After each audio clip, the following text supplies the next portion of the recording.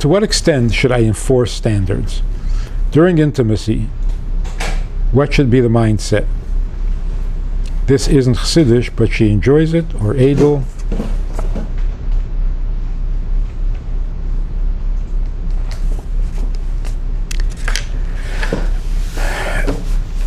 Edelkeit is a ladder.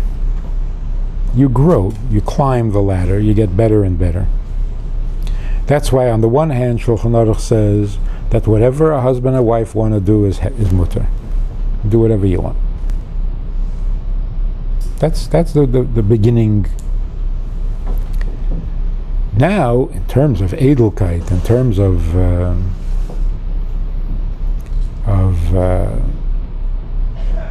bringing something higher and more noble, this is a ladder. Hopefully you climb the ladder and you get better with time rather than the other way around. For a woman, it's clear that Isha Ksheda is Eiser Etzain Baila. Whatever the husband wants to do, the wife is doing the right thing by doing what he wants, even though it's not her standard of Edelkeit. But if she's an Isha Ksheda, she does what her husband wants.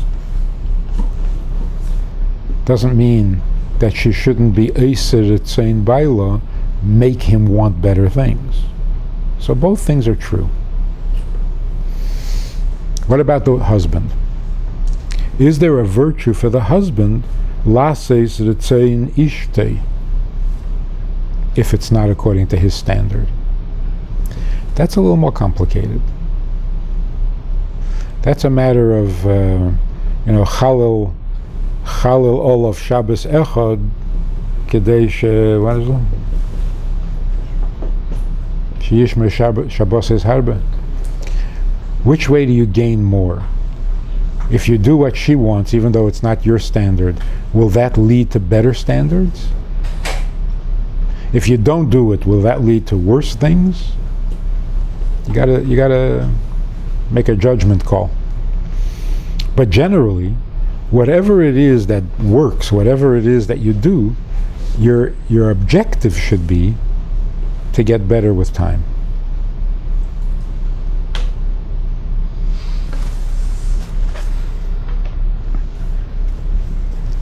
And in this area, the mindset is more important even than the actual activity. So as Chassidim, somebody said, I think it was Geshem Mendel, he said a Mesnagid is very serious about the 2 weeks that you're not allowed to touch. A Chassid is very serious about the 2 weeks that you do touch. So, as Chassidim, we don't want to be victims of our nefesh habahamis. We want to use our nefesh habahamis to our benefit, not the other way around. So the mindset is more important even than not to lose control, not to become a victim of the nefesh habahamis' needs or wants. So it doesn't mean don't do it. It means even when you're doing it, don't become a victim.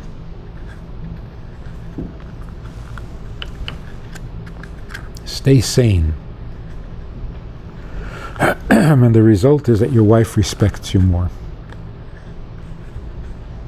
So even if sometimes you have to say no about certain things, if you're consistent, if you're nice about it, she will respect you more than if you just do whatever she wants. And the truth is, she wants you to set. She wants to listen to you. She just has to learn, get comfortable with it. She wants you to be her first responder instead of her father.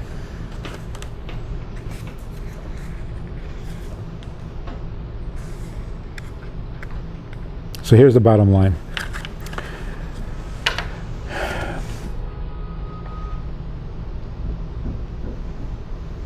Generally, a woman is much more lost, much more helpless than the husband, because she's ready to give up everything, including her name, and she doesn't know what she's getting in exchange.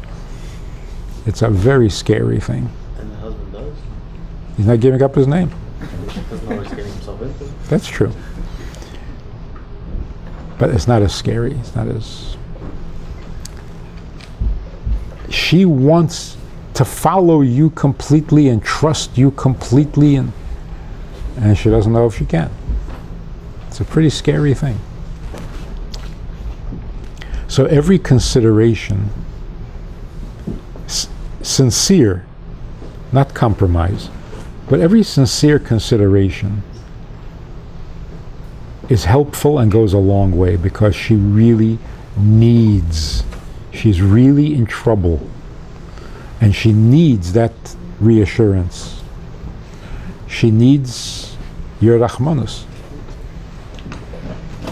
So being considerate and being thoughtful and being supportive is not a compromise. And it's not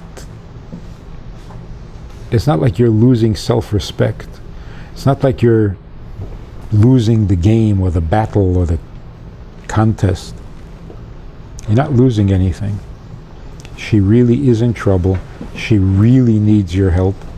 And if you give it, you're doing the right thing. It's not a weakness or a dependency or an embarrassment. So if you have to say to your friends, I have to go home now because my wife is upset, or that's not embarrassing. Oh, your wife's upset, you have to go?